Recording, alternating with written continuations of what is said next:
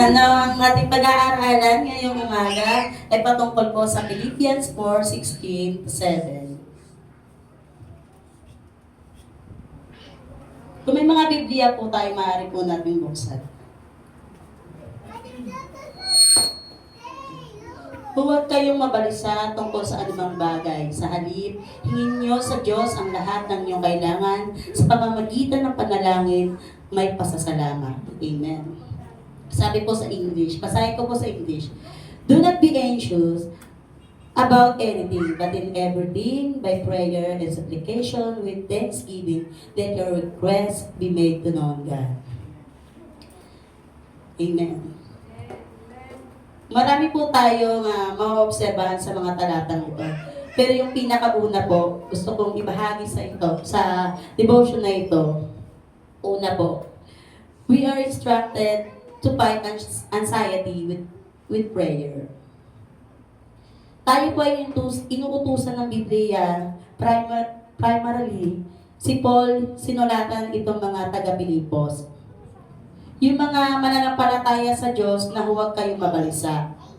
Now, ito pong isang principle sa Bible na pwede po natin i-apply sa panahon natin ngayon. Na pwede pala nating labanan ng anxiety. Yung kabalisahan,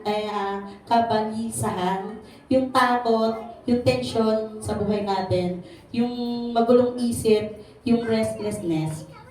Alam niyo po, pag meron kang anxiety, yun yung hindi ka makahinga eh. Hindi ka mapahinga. Gustong-gusto mo magpahinga pero hindi mo magawang mapahinga. Yung gustong-gusto mo nang matulog pero hindi ka makatulog, ang dami mong iniisip. Kaya sabi po dito sa mga talatang ating binasa, we can fight anxiety. Pwede pala talaga nating labanan ng anxiety, yung takot.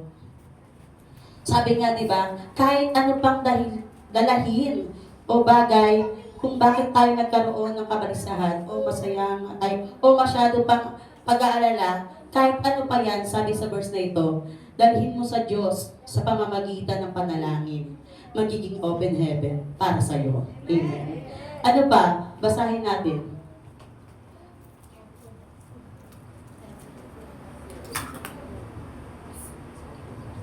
Kundi sa lahat ng mga bagay sa pamamagitan ng panalangin at pagsamo na may pasasalamat ay ipaalam ninyo sa inyong mga kahilingan sa Diyos. Ibig sabihin, pwede natin daanin sa prayers. Amen. Pangalawa po, the first benefit of prayer is peace of heart and mind. Sabi po sa Philippians 4:7, at ang kapayapaan ng Diyos, hindi ka kayang maunawaan ng tao. Hindi kayang maunawaan ng tao ang siyang mag-iingat sa inyong puso at pag-iisip dahil sa inyong pakikipag-isa kay Kristo. Ano daw ang resulta? Ano daw ang resulta kapag nilabanan natin ang anxiety, kabalisaan ng takot sa pamamagitan ng panalangin?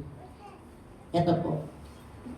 Sa verse 7, yun nga po sinabi, and the peace of God which surpasses all the understanding will guard your hearts and your mind in Christ Jesus. At ang kapayapaan ng Diyos na hindi maaabot ng pag-iisip. Bakit po hindi maaabot ng pag-iisip ang kapayapaan ng Diyos? Yung binibigay ng kapayapaan ng Diyos. Ito po kasi yung tipong nasa gitna ka ng sobrang daming dahilan para mabalisa. So much fear, uncertainty, stress, yung kaliwat kanan ng problema mo pero may kapayapaan ka. Hindi mapaliwanag ng tao yun eh. Hindi kayang isipin yun nang meron kang ganun kapayapaan sa gitna ng bagyo at ulos ng buhay. So ayun po ang kapayapaan ng Diyos na binibigay sa atin na hindi maaabot ng pag-iisip. So the first benefit of prayer is peace of heart and also mind. Kaya mga kapatid, meron ka bang isipin? Ngayon, meron ka bang problema pinansyal? Meron bang relasyon na hindi kayo okay, na meron ka bang mahal sa buhay na kagalit mo ngayon o kaaway mo ngayon? Meron ka bang kapatid na hindi mo kasundo ngayon? Or yung anak mo ba problema mo dahil suwain? O ikaw ba naka-open sa isang mong kapatid at or ibang tao? Mga kapatid, tandaan po natin, the first benefit of prayer. Pag dinala mo itong alalahanin na ito sa Lord, unang benefit nito is bibigyan ka ng Diyos na tunay na kapayapaan. Yung kapayapaan ng Diyos, yun yung magagwardya sa atin. Gagwardyahan niya yung puso natin at isipan natin na magkaroon ng kapahingahan. Amen po. Pangatlo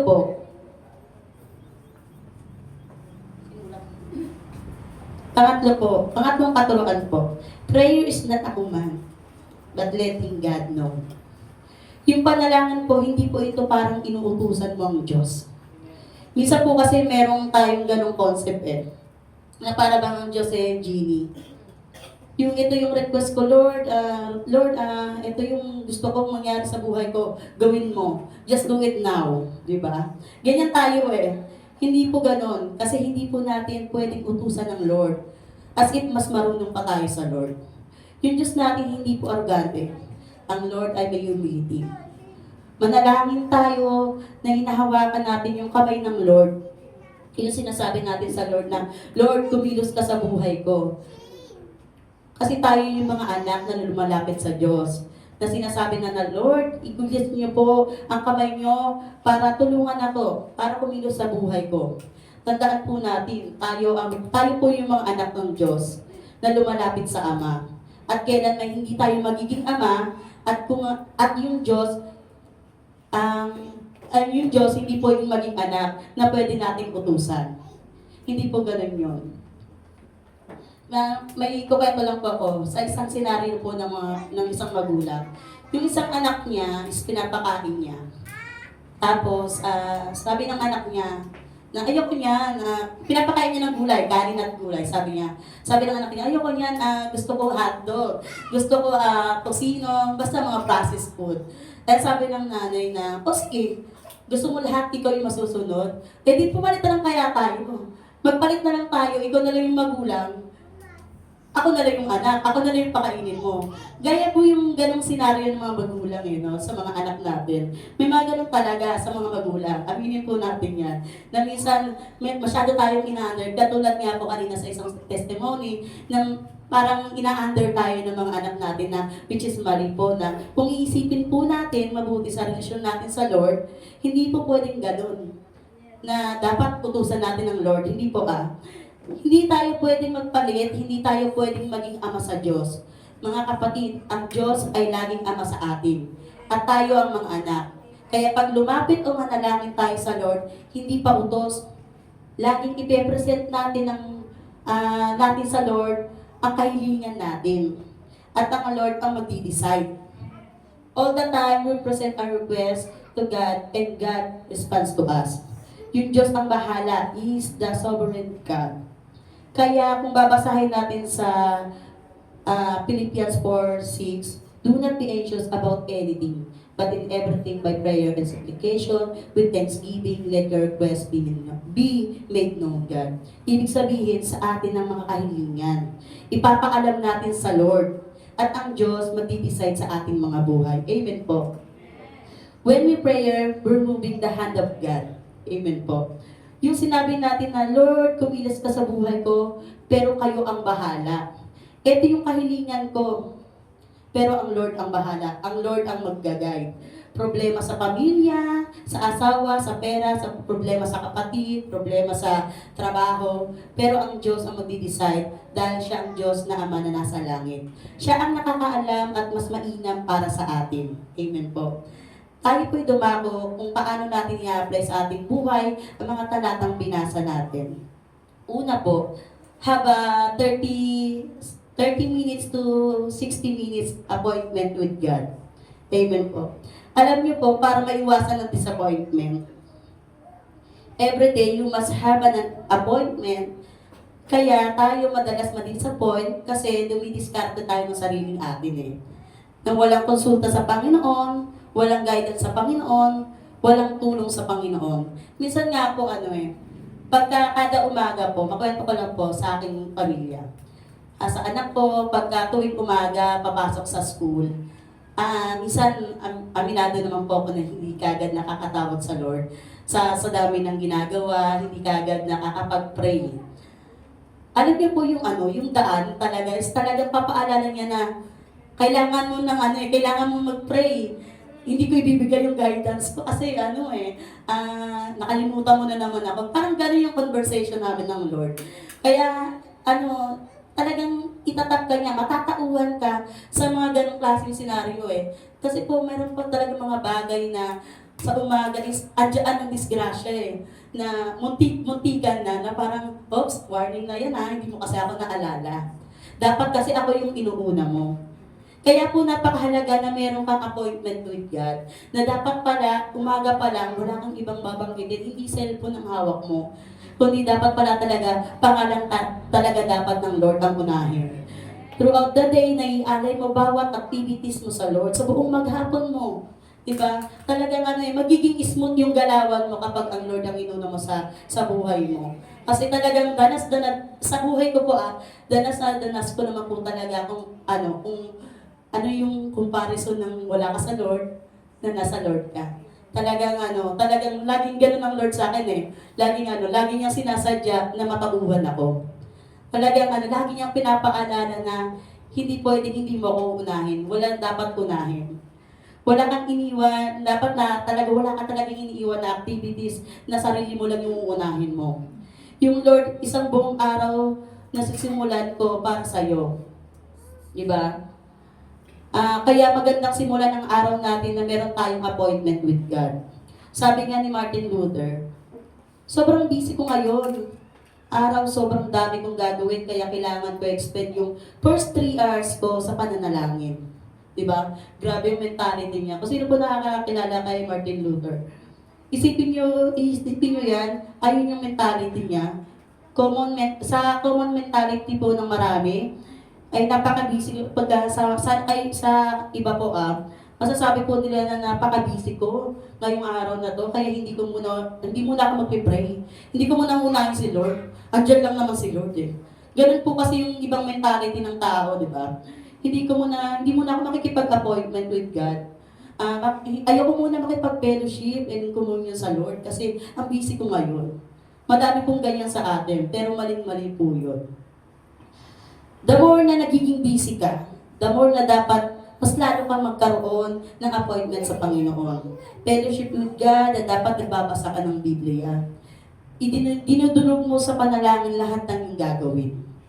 So isang challenge siya para sa atin na magkaroon tayo dapat ng 30 to 60 minutes with God every day kung ayaw mong ma-disappoint sa buhay. Of course, umpisahan po yung appointment mo with the Lord.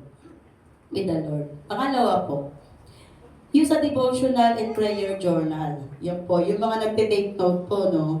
Marami din po akong kasi dati ako ganun po.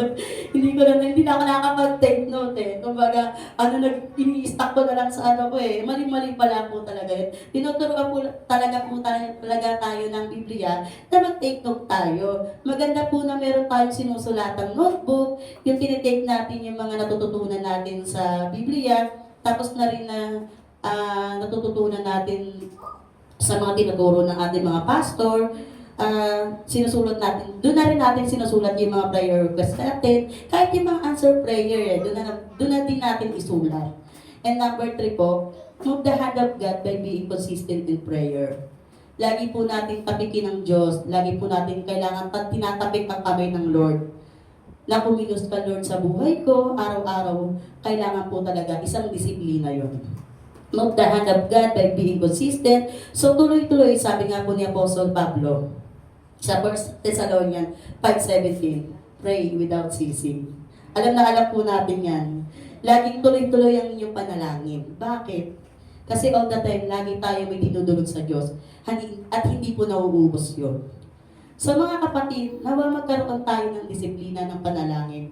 Yung may time tayo to pray, thanks the Lord. Yung may pray ka para ipanalangin yung ibang tao, to worship the Lord, magbasa ng Biblia. Sa ngayon po kasi, talagang matindi na po ang nangyayari sa ating kasalukuyan na nangyayari sa ating mundo. Andiyan yung lindol sa mga kabataan na nangyayari ngayon. Mga shooting sa school, medyo nakaka-alarma. kung ako po personal na magulang as a parent po, parang nagkakaroon din talaga ako ng takot na protektado ba yung mga anak ko. Pero ipapaalala talaga ng Lord na, bakit ka natatakot? Sa akin kayo eh. 'Di ba? Ang dami nangyayari sa mundo natin ngayon na talagang andyan ang kaliwat kanan na nakakatakot. 'Di ba? Parang ang isip ko, ayoko nang papasukin sa school ng anak ko, mag-homeschooling na lang. 'Di ba? Kasi andyan wala nang safe eh, wala nang safe place. Pero sa piling ng Lord, papatunayan niya yung pinaka-safe place, no? Kaya po mga kapatid, yun lamang pong aking maikling devotion sa umagang ito. To God be all the glory. Amen. Salamat, Sister Kia.